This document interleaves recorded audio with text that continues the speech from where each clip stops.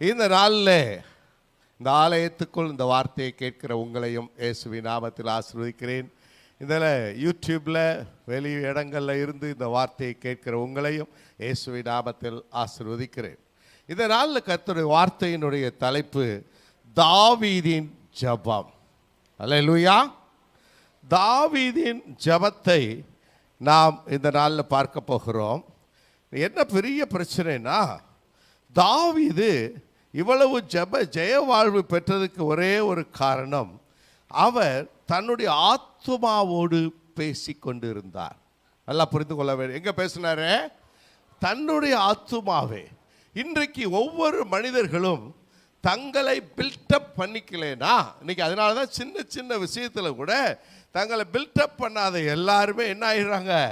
தடுமாறுறாங்க, பதறாங்க, அப்படியே கலக்கமடைஞ்சு இன்னும் அப்படியே ஆவியில் நிரம்பி விட்டா அப்படி கொஞ்சம் நேரம் ஆராதிச்சு, ஒரு அரை மணி நேரம் ஆராதிச்சு விட்டுட்டு அப்படியே அந்நிய பாஷையில் பொழந்து தள்ளுங்கன்னா அப்படியே பண்ணுவாங்க. ஆனால் வாழ்க்கை பயணத்தில் ஆத்துமாவில் அவங்க வாழ்ங்கன்னா முடியாது. நல்லா முடியுதுங்க. ரட்சிக்கப்பட்ட ஒவ்வொரு மனிதருக்குள்ளும் எத்தனை இருக்கு? ஆவி, ஆத்துமா, சரீரம். இந்த ஆவி தன்னை தந்த தேவனிடத்தில் போய்விடும், சரீரம் மண்ணுக்கு போய்விடும். எது நமக்கு கொடுத்ததே? ஆத்துமா. அப்போ நம்முடைய ஆத்துமாவை நாம் கவனம் செலுத்துவோமே ஆனால் ஆத்துமாவில் வெற்றி வாழ்க்கையை எப்பொழுதும் என்னாலும் வாழ முடியும். அல்லேலூயா. அதுதான் இன்றைக்கு நான் வாசித்த ஒரு சங்கீதத்தில் வாசித்தேன். 86ஆம் சங்கீதம் வாசித்தேன். நான் வாசிக்கிறேன், கேளுங்க. 86 1லேருந்து 5 வரைக்கும். கர்த்தாவே, உமது செவியை சாய்த்து என் விண்ணப்பத்தை கேட்டருளும்.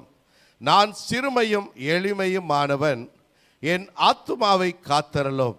நான் பக்தியுள்ளவன்.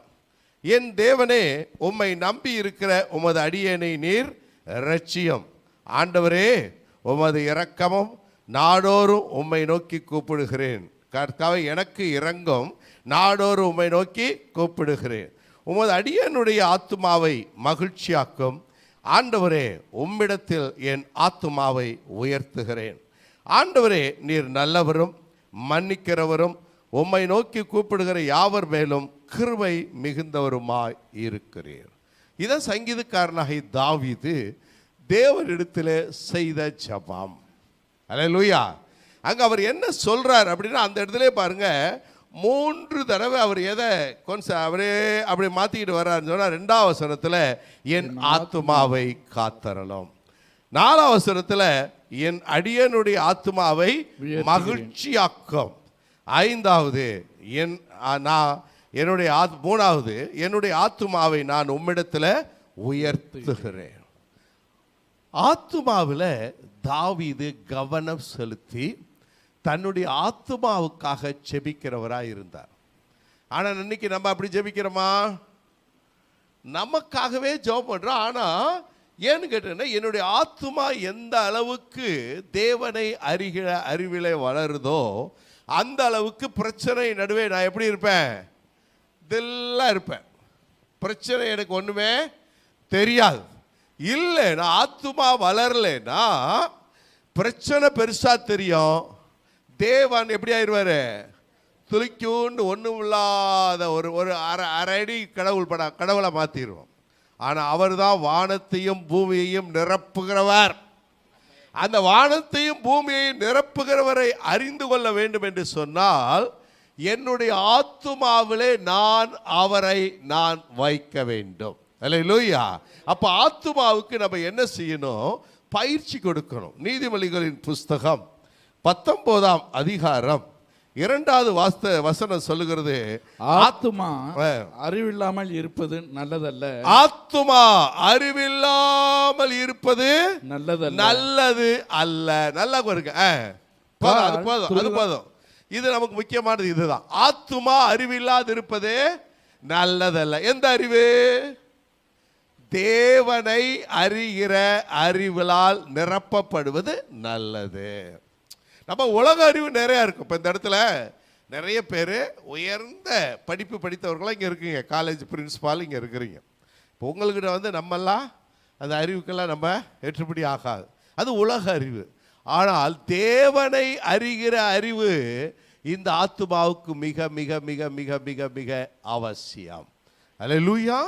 இந்த ஆத்துமா தேவனை அறிகிற அறிவில எந்த அளவுக்கு அது சிறப்பா இருக்குதோ, பிரச்சனை நேரத்தில் அது என்ன பண்ணது, ஒண்ணுமே அழட்டிக்காது, அது வாட்டம் இருக்கு. அதனாலதான் இயேசு கிறிஸ்து 2ஆம் சங்கீதத்தில் அவர் பிரச்சனை வருது, பிரச்சனையை வந்துட்டு அது 2ஆம் சங்கீதத்தில் அவர் சொல்றாரு, அவர் சிரிக்கிறார். தேவன் என்ன செய்கிறார், பிரச்சனையை உண்டாக்குற பிசாசை பார்த்து அவனுடைய செயலை பார்த்து அவர் சிரிக்கிறார். ஏன் அப்படி சிரிக்கிறார் அப்படின்னு வாசிக்கிற கேளுங்களேன். பரலோகத்தில் வீற்றிருக்கிற, அதான் வசனம் வசனம் வசனம் 4ஆம் வசனம் 2:4 அங்க சொல்றாரு, வாசிங்க. பரலோகத்தில் வீற்றிருக்கிறவர் நகைப்பார், ஆமென். ஆண்டவர் அவர்களை இகழுவார். பரலோகத்தில் வீற்றிருக்கிறவர் நகைப்பார், ஆண்டவர் அவரை இகழ்வார். எப்போ அப்படின்னா, பிரச்சனை பெரிதா இருக்கும்போது இந்த பிரச்சனையினுடைய முடிவு என்ன அப்படிங்கிறது யாருக்கு தெரியும்? தேவனுக்கு தெரியும். அதனால பிரச்சனையுடைய முடிவை கண்டு அவர் என்ன பண்ணிக்க மாட்டாரு, அலட்டிக்க மாட்டார். பார்வோன் அப்படிதான் பண்ணார். மோசேயும் ஆரோனும் போய் பார்வோனுக்கிட்ட அவ்வளவு பிரச்சனை பண்ணும்போது, அவன் ஒவ்வொரு தடவையும் பிரச்சனை பண்ணும்போது திரும்ப அவர் அனுப்புவார், நீ போ அவன்கிட்ட போய் காட்டு, போ அவன்கிட்ட காட்டு. அவருக்கு தெரியும் இவன் எவ்வளவாய் இதயத்தை பிடரியை கடினப்படுத்துகிறானோ அவ்வளவாய் ஒரு நாள் என்ன பண்ண போறான், அப்படியே அவன் கடல்ல செங்கடல்ல அமிழ போறான். அவனும் அவனுடைய சேனைகளை என்ன பண்ண போகுது, அமிழ போகுதுன்னு யாருக்கு தெரியும்? அவருக்கு தெரியும். அப்போ அவருக்கு பிரச்சனையின் முடிவை தெரிந்ததுனால அவர் சிரிப்பார். ஆனா கிறிஸ்தவர்கள நமக்கு பிரச்சனை முடிவு தெரியுமா? தெரியும். ஆனா முட்டாள்தனமா தெரியாத மாதிரியே இருக்கிறோம். நல்லா புரிஞ்சுக்கோங்க. பிசாசு ஒரு நாளும் சபையை ஜெயிக்க முடியாது.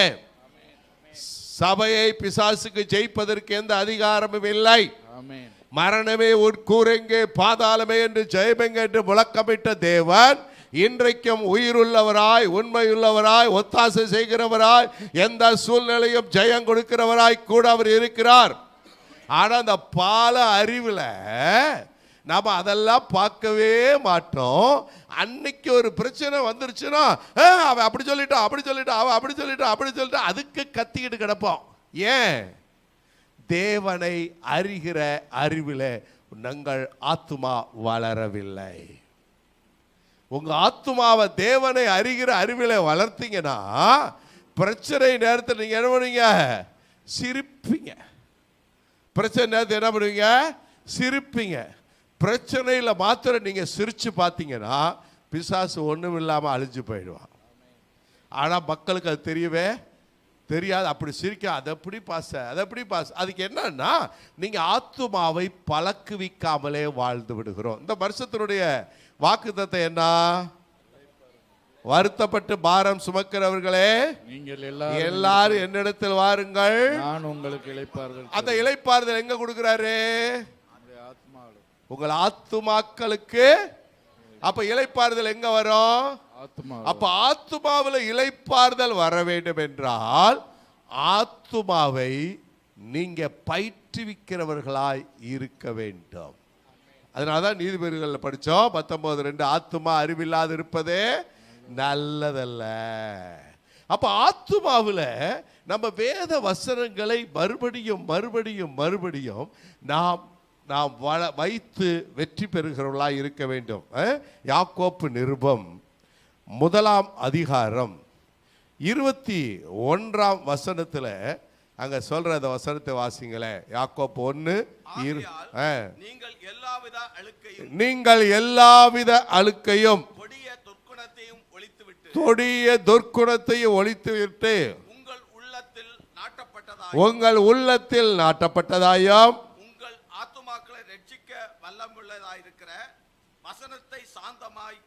நல்லா பாருங்களேன், உங்க ஆத்துமாக்களை ரட்சிக்க வல்லமையுள்ள வசனம். அப்ப ஆத்மாவை ரட்சிக்கிறது எது? அறிவா? வேத வசனம். உங்கள் ஆத்துமாவை ரட்சிக்க வல்லமையுள்ளதா இருக்கிற வசனத்தை நீங்கள் சாந்தமாய் ஏற்றுக்கொள்ளுங்கள். அப்போ நம்முடைய ஆத்துமாவில் வேத வசனத்தை வளர்க்க, போதிக்க, போஷிக்க கற்றுக்கொள்ள வேண்டும். அது யாருடைய வேலை? தனிப்பட்ட முறையில் உங்கள் கணவருக்காக நீங்கள் செய்ய முடியாது, உங்கள் மனைவிக்காக நீங்கள் செய்ய முடியாது, உங்கள் பிள்ளைகளுக்காக நீங்கள் செய்ய முடியாது, உங்களுடைய குடும்ப நபர்கள் வேறு ஒருவருக்காக நீங்கள் செய்ய முடியாது. யாருக்கு யார் தான் செய்யணும்? எனக்கு நான் தான் செய்யணும். அப்போ என்னுடைய ஆத்துமாவை வளர்த்து கொள்வதற்கு வேண்டிய அறிவை தேவன் யார்கிட்ட கொடுத்திருக்காரு? என்னிடத்தில். சொல்லலாமா? யார்கிட்ட கொடுத்திருக்காரு?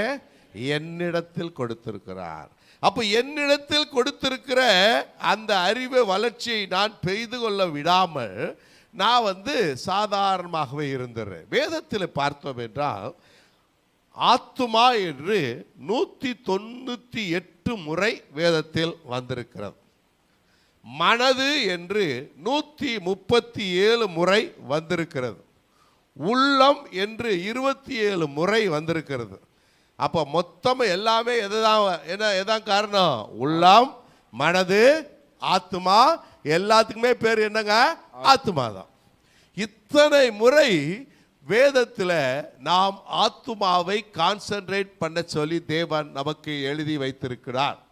இன்றிலிருந்து புரிந்து கொள்ளுங்கள், உங்கள் ஆத்துமாவை நீங்கள் முதலாவது உங்கள் கண்ட்ரோலில் வச்சு பழகுங்கள்.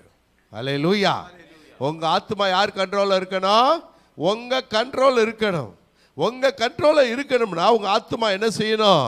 அது எப்பொழுதுமே உங்களுடைய கண்ட்ரோலில் இருக்கிறதுக்கு நீங்கள் எதை முக்கியப்படுத்தணும்? வேத வசனத்தை.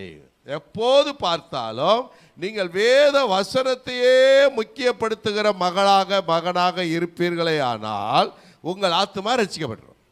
அல்லேலூயா. அப்போ வேத வசனத்தை முக்கியப்படுத்தாமல் நீங்களாகவே சில அறிவுகள், சில ஆலோசனைகளை பேசிட்டீங்கன்னா ஃபெயிலியர் ஆகிடுவீங்க. எதை முக்கியப்படுத்தணும்? வேத வசனம்.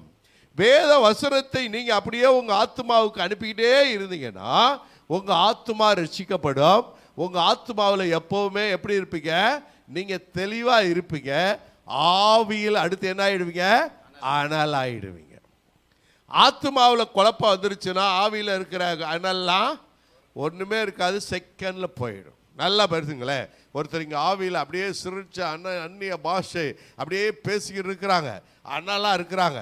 அவங்களுக்கு ஒரு சின்ன பிரச்சனை வந்துருச்சுன்னா அந்த அந்நிய பாஷை அண்ணெல்லாம் என்ன ஆகிடுது? ஒன்றும் இல்லாமல் போயிட்டு அவங்க பிரச்சனையவே பெருசாக பேசிக்கிட்டு வாழ்க்கை முழுவதும் ஓட்டிடுவாங்க. அதுக்கு காரணம் என்னன்னா அவங்க ஆத்துமாவை பயிற்றுவிக்கவில்லை. இதுதாங்க தாவீதின் ஜெபம். தாவீதின் ஜெபம் என்ன? அவன் தன்னுடைய ஆத்துமாவை பயிற்சி கொடுத்து தன்னுடைய ஆத்துமாவுக்கு வேத வசனத்தை புரிய வைத்து தன்னுடைய ஆத்துமா வேத வசனம் சொல்வதை ஆமா என்று சொல்ல அங்கீகரிக்க வைத்து அதற்கு பயிற்றுவித்து கொண்டே இருந்தான். நீங்களும் நானும் நம்முடைய ஆத்துமாவை பயிற்றுவிக்க வேண்டும். ஒரு ஆமென் இல்லையே? சொல்லுங்களே. நம்முடைய ஆத்மாவுக்கு யார் தான் உத்தரவாதி? நீங்க தான் உத்தரவாதி. உங்க ஆத்மாவை நீங்க பயிற்றுவிக்கணும். உங்க ஆத்மாவுக்கு நீங்க தான் கற்றுக் கொடுக்கணும். உங்க ஆத்மாவுக்கு நீங்க தான் என்ன பண்ணணும்? பாஸா இருக்கணும். புரியுதுங்களா? நிறைய பேருக்கு அப்படியே தூக்கத்தில் இருக்காங்க. 2-3 பேர்ல தூக்கம் போயிட்டாங்க. இப்ப பாருங்களேன், ஆத்மாவை யாருக்கு? உங்க ஆத்மாவுக்கு யார் தான் உத்தரவாதி? நான் தான் உத்தரவாதி. உங்க ஆத்துமாவை நீங்கள் நல்லா பயிற்றுவிக்க பழகுவீர்களே ஆனால் எப்பவுமே எதை குறித்தும் கலக்கம் இல்லப்பா, எல்லாவற்றுக்காகவும் நன்றி சொல்லுவேன், யார் மீதும் கசப்பு இல்லப்பா. உடனே நீங்க ஃப்ரீ ஆயிடுவீங்க. இல்லாட்டினா அவன் சொன்னதுனாலதான் அப்படி ஆயிடுச்சு, இவன் அப்படி சொன்னதுனால தான் ஆயிடுச்சு, அந்த ஆளால் நான் இப்படி ஆயிட்டேன், என் புருஷன் தான் அதுக்கு காரணம், என் மனைவி தான் காரணம், என் பிள்ளைங்க தான் காரணம், இருக்கிறவங்களை எல்லாரையும் குற்றப்படுத்திக்கிட்டு இருக்கோம் ஆத்துமா. ஆனால் ஆத்துமா நீங்க கர்த்தருடைய வசனத்தால் நிரப்பப்பட்ட மகனாக இருப்பீங்கன்னா பிரச்சனையை பார்த்ததையுமே நீங்க சிரிப்பீங்க. பிரச்சனை மேல உங்க காலை வச்சு நீங்க என்ன பண்ணிடுவீங்க? மிதிச்சுட்டு பிரச்சனையை ஜெயிச்சிருவீங்க. அல்லேலூயா. அப்ப பிரச்சனையை ஜெயிக்கிறதுக்கு எது ரொம்ப முக்கியமானது? உங்க ஆத்துமாவுக்கு நீங்க கவனம் செலுத்தணும். ஆத்துமாவில் என்ன செய்யணும்? வேத வசனத்தை உங்க ஆத்துமாக்குள்ள வைக்கணும். புரியுதுங்களா? இன்னைக்கு நிறைய பேருடைய விஷயம் வசனத்தை அறிக்கையிடுங்க அப்படின்னா பாஸ்டர் சொன்னாருங்க, நான் சொல்லி பார்த்தேன், அதெல்லாம் இல்லை. யாரை யார் ஏமாத்திக்கிறா? உங்களை நீங்களே ஏமாற்றிக்கிறீங்க. வேத வசனத்தை உங்களுடைய ஆத்துமாவில் நீங்க எவ்வளவுக்கு எவ்வளவா இன்புட் பண்ணி கொண்டிருக்கிறீங்களோ நீங்க அக்கினியாய் இருப்பீர்கள். வேத வசனம் உங்களுக்குள் அனுப்பப்படாமல் கொஞ்ச நாள் இருந்துச்சுன்னா நாளாக நாளாக நாளாக சாதாரண மனிதராய் மாறி, அதனால தான் இன்னைக்கு நிறைய பேருக்கு இன்னைக்கு கோயிலுக்கு போகலையா, வேண்டாம் நம்ம பேசாம இந்த ஆன்லைனில் பார்த்துக்கலாம் போக. ஏன்? உங்களுடைய ஆத்துமா, உங்க ஆத்துமா பெருந்திண்டியினால் கவலைப்படுகிறது. உங்க ஆத்துமா பலவிதமான குழப்பங்களால் பிடிக்கப்பட்டிருக்கிறது. உங்கள் ஆத்துமாவுக்குள் என்ன செய்கிறோங்கிற சிந்தனையே இல்லாமல் மாறி போனீர்கள். எப்பவுமே நம்முடைய ஆத்துமா நம்மை கீழே தள்ள முயற்சி செய்து கொண்டே இருக்கும். யார் ஒருவர் என்னுடைய ஆத்துமா சொல்றதுக்கு நான் கீழ்ப்படிய மாட்டேன்னு நீங்க தீர்மானித்தீர்களா, நீங்கள் பாக்கியவான்கள். ஆமென். அல்லேலூயா. அந்த தீர்மானம் யார் தான் செய்யணும்? நீங்க தான் செய்யணும். வாசிங்களே, ஏசாயா சங்கீதத்தின் புஸ்தகம் 42ஆம் அதிகாரம் 5, 6, 7 வசனத்தை வாசிங்களேன். சங்கீதம் 42, 5, 6, 7. என் ஆத்துமாவே நீ ஏன் கலங்குகிறாய்? ஆமென். ஏன் எனக்குள் தியங்குகிறாய்? ஆமென். தேவனை நோக்கி காத்திரு. ஆமென். அவர் சமூகத்து ரட்சிப்பு நிமித்தம் நான் இன்னும் அவரை துதிப்பேன். என் தேவனே, என் ஆத்துமா எனக்குள் கலங்குகிறது. ஆகையால் யோர்தான் தேசத்திலும் எர்மோன் மலைகளிலும் சிறு மலையிலும் இருந்து உம்மை நினைக்கிறேன். நீங்க பாருங்க, சங்கீதக்காரன் தாவீது பேசுறான் பாருங்க. என் ஆத்துமாவே நீ ஏன் கலங்குகிறாய்? யாருக்கு பேசுகிறான்? அவனே பேசுகிறான். இப்ப நம்ம என்ன சொல்றோம்? எனக்கெல்லாம் ஆறுதல் சொல்ல ஆளே இல்லை பாஸ்டர், ஒரு நாதி இல்லாம நான் இருக்கிறேன். ஒரு நாதியும் வேண்டாம். நீ பரிசுத்தாவின் அபிஷேகத்தை பெற்றவன், உனக்கு நீயே பேசி உன்னை ஆறுதல் படுத்திக்கணும். அப்படித்தான் நம்மளை படைச்சிருக்காரு. ஆனா நம்ம சொல்றோம், இதை யாரு கேட்டா? பாஸ்டர் கேட்டாரா, அவர் கேட்டாரா, இவருக்கு ஒருத்தரும் கேட்க மாட்டாங்க. உங்க ஆத்துமாவுக்கு யார் உத்தரவாதி? நீங்க தான் உத்தரவாதிங்க. என்ன சொல்றாரு? என் ஆத்துமாவே நீ ஏன் கலங்குகிறாய்? உங்க ஆத்துமா கலக்கம் வருதா, திகில் வருதா, பயம் வருதா? நீங்க யாரோட பேசிக்கணும்? உங்க ஆத்துமாவோட பேசணும். என் ஆத்துமாவே நீ ஏன் இப்படி கலங்கி கவலைப்படுற? கவலைப்படாத, இரட்சணியத்தின் தேவன் உனக்கு இருக்கிறார். ஒரு நாள் உன்னை அவர் என்ன விட மாட்டார், உன்னை விட்டு விலக மாட்டார், உன்னை கைவிட மாட்டார். என்னாலும் அவர் உன்னோடு கூட வருகிறவராயிருக்கிறார். என் ஆத்துமாவே நீ ஏன் கலங்குகிறாய்? என் ஆத்துமாவே. இப்ப சொல்லாமா? அவங்கவுங்க இருதயத்துக்கு பார்த்து பேசலாமா? என் புருஷன் என்னை கைவிட்டா, என் பிள்ளை கைவிட்டு, ஒவ்வொருத்தருக்கும் ஒரு பிரச்சனை. இப்ப சொல்லாமா? என் ஆத்துமாவே நீ ஏன் கலங்குகிறாய்? நீ ஏன் கலங்குகிறாய்? ரட்சிப்பின் தேவன் உனக்கு இருக்கிறார். ஒரு ரட்சிப்பின் தேவன் உனக்கு இருக்கிறார். நீ பலம் கொண்டு திடமனதாயிரு. நீ பலம் கொண்டு திடமனதாயிரு. நீ பயப்படாதே. தேவன் உன்னோடு கூட இருக்கிறார். தேவன் உன்னோடு கூட இருக்கிறார். நீ பயப்படாதே, நீ பயப்படாதே என்று தேங்க்யூ. இப்ப யாருக்கு யார் சொல்லிக்கணும்? உங்க ஆத்துமாவுக்கு நீங்க பேசிக்கணும். அதுக்கு அடுத்து அதிலேயே சொல்றாரு, நீ ஏன் தியங்குகிறாய்? தியங்குகிறாய்னா என்ன? தயங்குகிறாய். தயக்கம். இப்ப நம்முடைய தமிழ் மக்களுக்கு தயக்கம் என்பது இல்லாத ஒன்றா, சர்வசாதாரணமா இருக்கிறதா? தயக்கம் என்பது அதனாலதான் உருப்படாம இருக்கிறோம். இருக்குதுங்களா? நம்மளை குறித்து சொல்றாரு. நம்மளை குறித்து வார்த்தை என்ன சொல்லுது? நீ போக விடமெல்லாம் உன்னோடு வருகிற உன் தேவனாய் கர்த்தர் நானே, நீ என்னோடு இருக்கிறபடியா நீ எல்லாம் செய்வாய் சொல்லி யோவான் 14 சொல்றாரு. என்னை விசுவசிக்கிறவன் நான் செய்த கிரிகளை தானும் செய்வார், இவைகளை பார்க்கலாம் பெரிதான கிரிகளை செய்வார் சொல்லிட்டார்ல. ஆனா நமக்கு என்ன வந்து யாராவது உங்க முன்னாடி வந்து நின்றுட்டு நீங்க என்ன பண்ணிருக்கீங்க, உடனே கை நீட்டுங்கன்னா அப்படியே கை என்ன பண்ணும், இங்க இருக்கிற கையே இப்படி இருக்கும். இதனாலதான் சபை குன்றி போய்விட்டது. நல்லா புரிந்து கொள்ளுங்கள். சபையை பாவம் மேற்கொள்ளவில்லை. ஏன்னா பாவத்தால் மேற்கொள்ள முடியாது. நல்லா புரிஞ்சுங்க. பாவம் மேற்கொள்ளவில்லை, தயக்கம் சபையை சீரழித்து விட்டது. தயக்கம் சபையை சொல்லுங்களேன் சீரழித்து விட்டது. எதுக்குனாலும் அப்படியே ஒரு தயக்கம். பிரதர் வாங்க ஜெபம் பண்ணுங்க, ஆமா அப்படின்னா உடனே ஒரு ஆட்டம். யாருக்குமே எல்லாத்துக்குள்ளே என்ன இருக்கு, ஒரு தயக்கம். ஆனால் இந்திய திருச்சபைக்கு என்றைக்கு தயக்கத்தை விட்டு வெளியே வர்றீங்களோ நீங்கள் தீர்க்க தரிசனம் சொல்ல முடியும். நீங்கள் கரங்களை நீட்டி மரித்தோரை எழுப்ப முடியும். குஷ்ட ரோகிகளை சுத்தம் பண்ண முடியும். உங்களால் கூடாத காரியம் என்று ஒன்றுமில்லை. கர்த்தர் உங்கள் நடுவே நிற்கிறார். நீங்க ஒவ்வொருவரும், ஏன்னா உலக திருப்பனை காட்டிலாம் எனக்குள் இருக்கிறவர் பெரியவர். அந்த பெரியவர் இங்க இருக்கிறதுனால என்னால எல்லாம் செய்ய முடியும். இந்த சத்தியம் வாயில பேசினாலும் தெரிஞ்சாலும் செயல்படணும் அப்படின்னு என்ன வந்துருதுங்க, தயக்கம். அப்படியே தடுமாறுறோம். செய்யலாமா, நான் சொன்னா ஆகுமா, நான் சொன்னா அப்படி. ஒருவேளை பிசாசு அடிச்சிருச்சுன்னா இன்னும் ஆளுங்க நிறைய பேருக்கு, நிறைய சபைகளுக்கு போனவங்களுக்கெல்லாம் இந்த பிசாசை பற்றியே நிறைய பேர் சபையில் பேசுவாங்க. தஞ்சாவூரில் ஆசீர்வாதம்னு ஒருத்தர் இருக்கிறான். பிசாசு பிசாசு பிசாசு பிசாசு 100 தடவை, ஒரு நாளைக்கு பிரசங்கத்திலே 1205 தடவை பிசாசுன்றான். அங்கே போயிட்டு வந்த ஆளுங்க இங்கே என்ன இருக்க, கை நீட்டினா பிசாசு அடிச்சுடுவான். உன்னை அடிக்க முடியாது, ஏனெனில் உலக திருப்பனை காட்டில் உனக்குள் இருக்கிறவர் பெரியவர். உன்னை மேற்கொள்ள அவனுக்கு அதிகாரம் இல்லை. புரியுதுங்களா? நமக்கு தெரியவே தெரியாது. அடுத்த சிலருக்கு குற்ற மனசாட்சி வந்துடும். தயக்கம் எதனால வருது, குற்ற மனசாட்சி. நான் அப்படி ஒன்றும் நல்லவன் இல்லை, நான் ஒன்றும் அப்படி நல்லவன் இல்லை, நான் ஒன்றும் அப்படி பரிசுத்தம் இல்லை. நீ பரிசுத்தமே ஆக வேண்டாம். ஆனால் தயக்கம் இல்லாமல் கை வச்சினா அற்புதம் நடக்கும். ஆமென். உன் பரிசுத்தத்தை குப்பையில் பட உன்னைய பரிசுத்தப்படுத்தி இருக்கிறவர் தேவன். வாசிங்க எபிரேயர் நிருபம் 10ஆம் அதிகாரம் 10ஆம் வசனம்.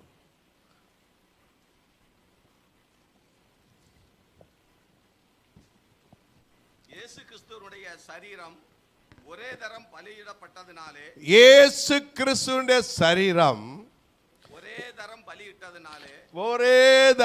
பலியிடப்பட்டதினாலே அந்த சித்தத்தின்படியே நாம் பரிசுத்தமாக்கப்பட்டிருக்கிறோம். நாம் என்றால் யாரு? நாம் என்றால் இங்க இருக்கக்கூடிய சபைன்னு சொல்லுங்களேன். நாம் நாம் நாம் என்ன, நான் தான் நான் சபை.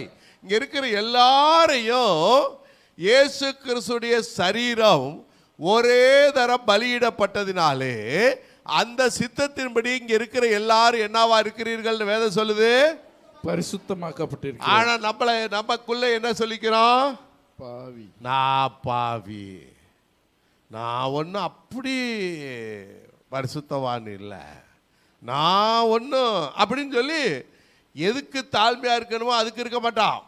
ஆனா ஆண்டவருக்கு நம்மளை குறித்து எதையாவது சொல்லி செய்ய சொன்னா நம்முடைய ஆத்மா என்ன சொல்லிடுறோம், நம்மளை பாவி பாவின்னு சொல்லும்.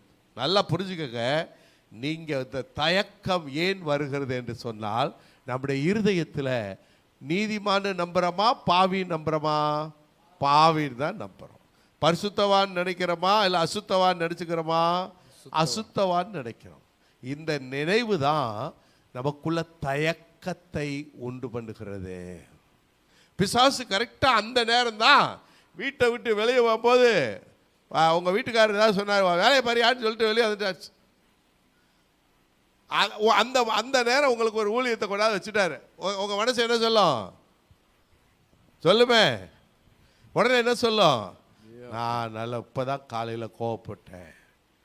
கோவம் வந்து மாம்சத்தில், ஆவியில் நீங்க பரிசுத்தவான். ஆமென். கோவம் வந்து எங்க மாம்சத்தில். அந்த கோவத்தை இமைப்பொழுதுல அவர் மன்னிச்சிட்டாரு. நீங்க எவர்லாஸ்டிங் பரிசுத்தமாய் ஆக்கப்பட்டு இருக்கிறீர்கள். உங்க பரிசுத்தம் தான் உயர்ந்தது, சிறந்தது. ஆமென். அதை ஒரு நாளும் ஒருவரும் அழிக்க முடியாது. வேதத்தை தெரியாதவர்கள் மனித கற்பனைக்கு நிறைய இடம் கொடுக்கிறவங்க அதை குழப்புவாங்க. கவலைப்படாதீங்க, வேதத்தை நன்னாய் புரிந்து கொள்ளுங்கள். நாம் எல்லாரும் பரிசுத்தவான்கள்.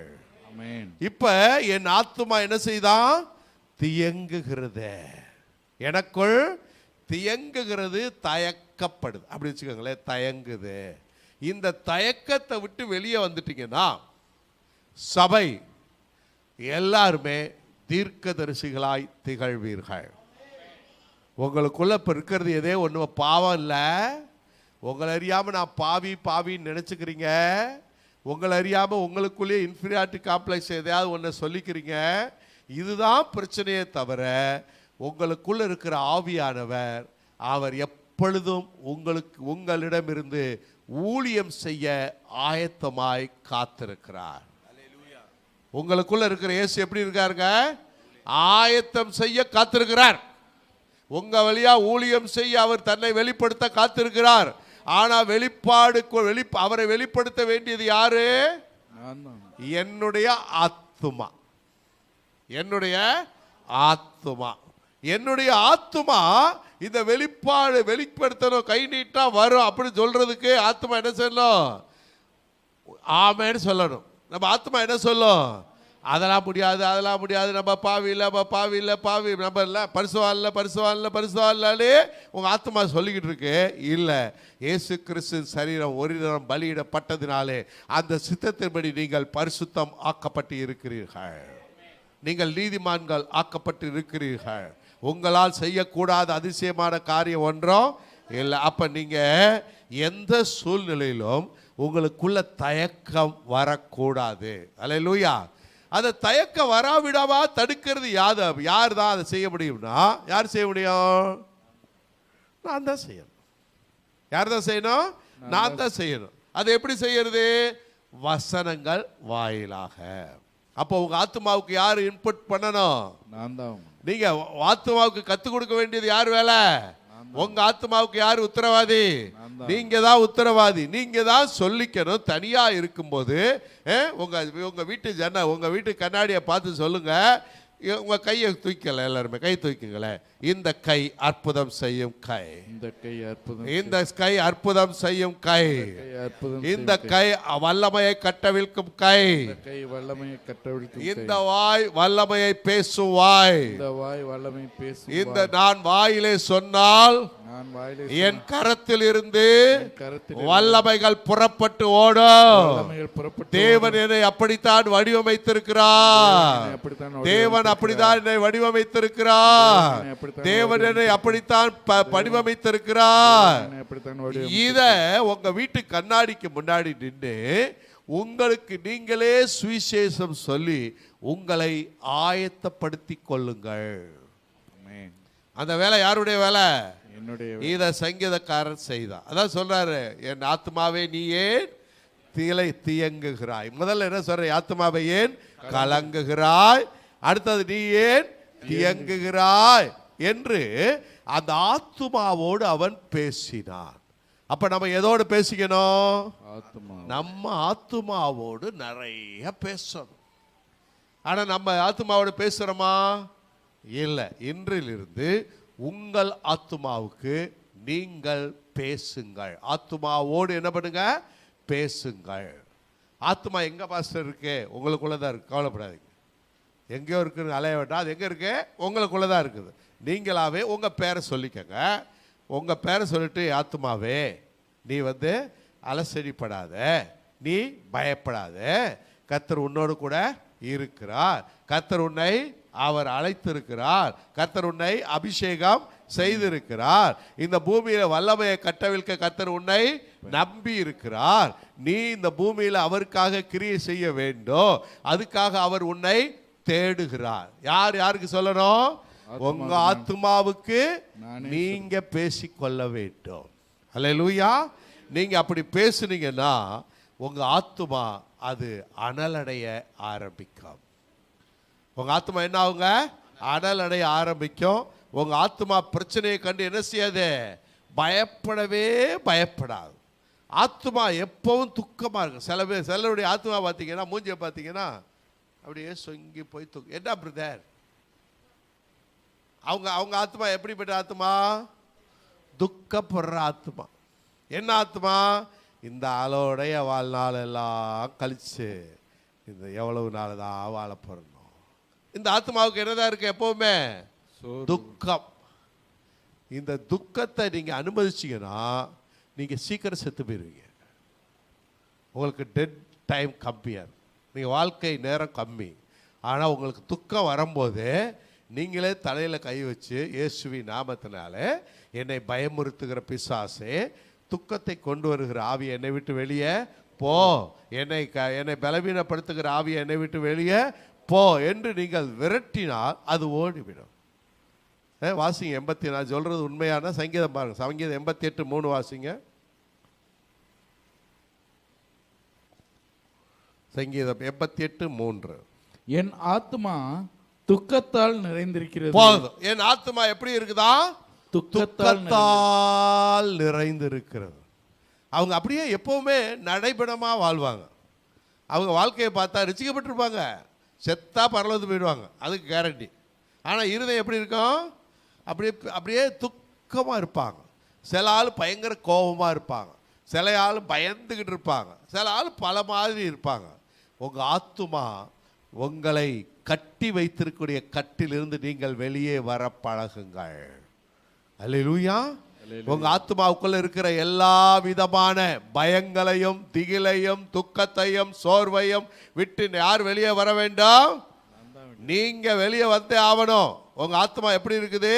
துக்கத்தால் நிறைந்திருக்கிறது. சிலருடைய ஆத்மா அப்படியே தொய்ந்து போய், வாசிங்க சங்கீதம் 57:1 வாசிங்க.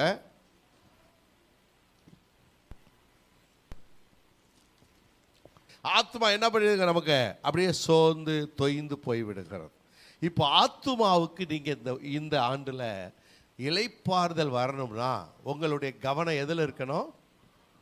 எதுல இருக்கணும்? உங்க ஆத்மா மேல நீங்க கவனம் செலுத்தி உங்க ஆத்மாவை நீங்களே பரிசித்து பாருங்கள். உங்க ஆத்மா பயத்தை கொடுக்குது, உங்க ஆத்மா கண்டதுக்கெல்லாம் பயப்படுது. நேற்று அப்படித்தான் ஒரு சகோதரர் ஒன்று சொன்னார். அது சொல்லும்போதே நமக்கு கஷ்டமாக இருக்குது. அவருக்கு புரியல. அவங்க ஆத்மா எப்படி இருக்குது? பயந்து போயிடுச்சு. அவர் என்ன பண்ணிட்டாரு? பயந்து போயிட்டார். அந்த பயத்தில் அவர் உளர்றார். அப்போ சிலருக்கு சில ஆத்மாவில் என்ன இருக்கும்? பயம் இருக்கும். சில ஆத்மாவில் கலக்கம் இருக்கும். சில ஆத்மாவில் அது மேக்சிமம் பெண்கள் அப்படி வச்சுக்கோங்களேன். பெண்கள் கணவர் சப்போர்ட் இல்லாத பெண்கள். கணவர் சில வீட்டில் உயிரோடு தான் இருப்பார், சில பேர் செத்து போயிருப்பார், அதை விட்டுருங்க.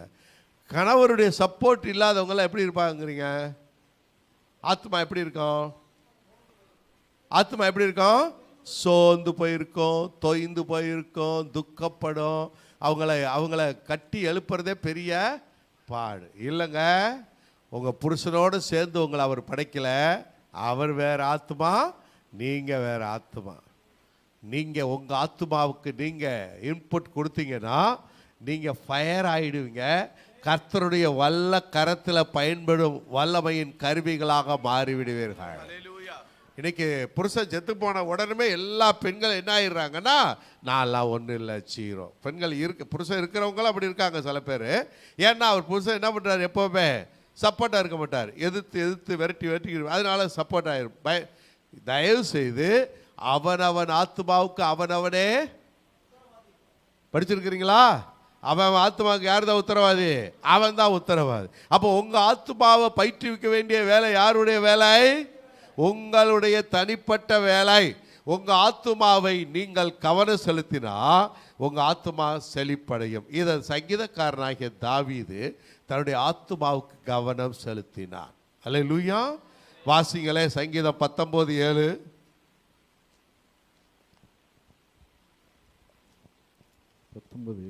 கர்த்தருடைய வேதம் குறைவற்றதும் கர்த்தருடைய வேதம் குறைவற்றதும் ஆத்மாவை உயிர்ப்பிக்கிறதுமாய் இருக்கு. ஆத்மாவை உயிர்ப்பிக்கிறதுமாய் இருக்கு. உங்க ஆத்மா உயிரடையணும்னா எது ரொம்ப முக்கியம்? நீங்க வாசிக்கணும்.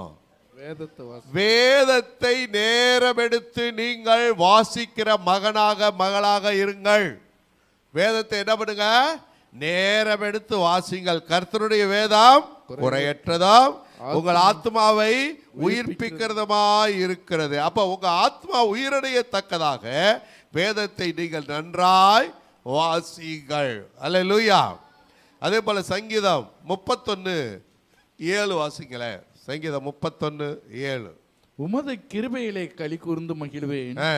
நீர் என் உபத்திரவத்தை பார்த்து என் ஆத்மா வியாகுலங்களை அறிந்திருக்கிறீர். என் ஆத்மா வியாகுலங்களை நீ என்ன பண்ணியிருக்கிறீர்? அறிந்திருக்கிறீர்.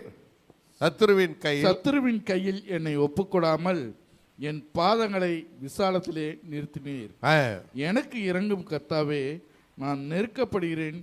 துக்கத்தினால் என் கண்ணும் என் ஆத்மாவும் என் வாயிற்கூடம் கருகி போயிற்று. என் வயிறும் கூட. இன்னைக்கு நிறைய பேருக்கு நீங்க சாப்பிட்றது செரிக்கலையா, டைஜஷன் ட்ரபிள் கண்டினியூவா இருந்தா, நீங்க டெஸ்ட் பண்ண வேண்டியது உங்க ஆத்மாவை. உங்க ஆத்மாவில் என்னங்க இருக்குது? துக்கம் நிரம்பி இருக்கிறது. இவ்வளவு சோறு தான் பாஸ்டர் சாப்பிட்றேன், அது செரிக்கணும்னாவே நான் படுற பாடு. என்ன சாப்பாடு, எனக்கு சாப்பாடே பிடிக்கல. உங்க வயிறு என்ன ஆயிடுச்சுன்னா கருகி போச்சு. ஏன் வயிறு கருகி போச்சு? உங்க ஆத்மாவில் துக்கமும் பயமும், உங்க ஆத்மாவில் ஒரு திருப்தியற்ற வாழ்க்கை. ஏதோ வாழ்றேன். என்ன பிரதர்? ஏதோ வாழ்ந்துக்கிட்டு இருக்கிறேன். என்ன சிஸ்டர்? ஏதோ வாழ்ந்துக்கிட்டு இருக்கிறேன். நீ சீக்கிரம் போயிடுவேன். இப்போ உன்னை இருந்து ஒன்றும் ஆக போகிறது இல்லை. உன்னைய வச்சு ஆண்டவர் அப்படியே நட்டா முடியா உன்னை திருப்புறது.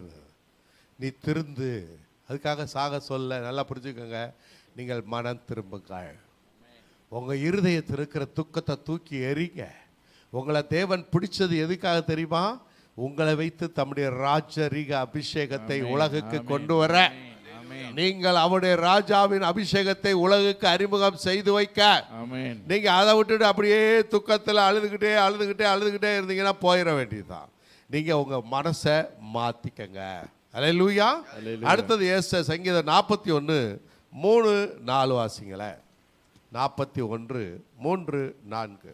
படுக்கையின் மேல் வியாதியாய் கிடக்கிற அவனை கர்த்தர் தாங்குவார். ஆமென்.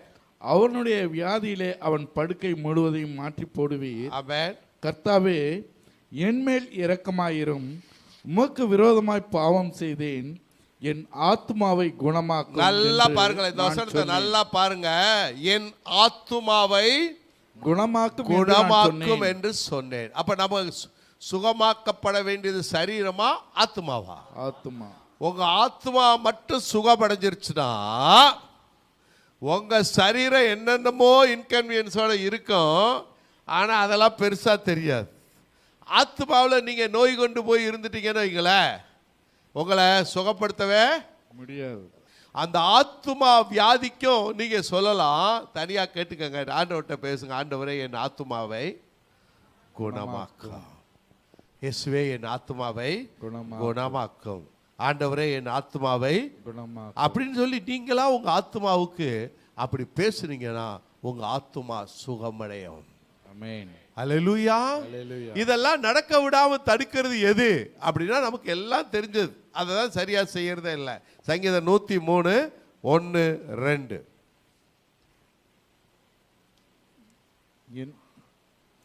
என் ஆத்மாவே கர்த்தரை ஸ்தோத்திரி. என் ஆத்மாவே நீ கர்த்தரை ஸ்தோத்திரி. என் முழு உள்ளமே, என் முழு ஆத்மாவே அவருடைய பரிசுத்த நாமத்தை ஸ்தோத்திரி. என் ஆத்மாவே, என் ஆத்மாவே கர்த்தரை ஸ்தோத்திரி. கர்த்தரை ஸ்தோத்திரி. அவர் செய்த சகல உபகாரங்களையும் மறவாதே. நல்லா பாத்துக்கங்களேன். சங்கீதக்காரன் தாவீது எதுக்கு முதல்ல கட்டளை எடுக்கிறான்? ஆத்மா, தன்னுடைய ஆத்மாவுக்கு கட்டளை. ஆத்மாவே நீ என்ன செய்ய? கர்த்தரை ஸ்தோத்திரி. அது முழு உள்ளமே, முழு உள்ளமே ஆத்மாதான். முழு ஆத்மாவே நீ கர்த்தரை ஸ்தோத்திரி. அவர் செய்த சகல உபகாரங்களையும் ஒரு நாளும் மறவாதே. நீங்க உங்க ஆத்மாவுக்கு எப்பவுமே கட்டளை, ஆத்மாவை கர்த்தரை, என் முழு உள்ளமே அவருடைய பரிசுத்த நாமத்தை, என் ஆத்மாவை கர்த்தரை, அவர் செய்த சகல உபகாரங்களையும் மறவாதே மறவாதே மறவாதே. நீங்க உங்க ஆத்மாவுக்கு கட்டளையிட்டுக்கிட்டே இருந்தீங்கன்னா நீங்க உண்மையில சொல்றேன், இந்த வாழ்க்கை இது முழுக்க தாவீதின் ஜெபம். இன்னைக்கு தாவீது இவ்வளவு தூரம் வெற்றி பெற்றதுக்கு காரணம் என்னங்க? ஆத்மா. யாரோட அவன் பேசுறான்? தன்னுடைய ஆத்துமாவோடு பேசி பழகுனான்.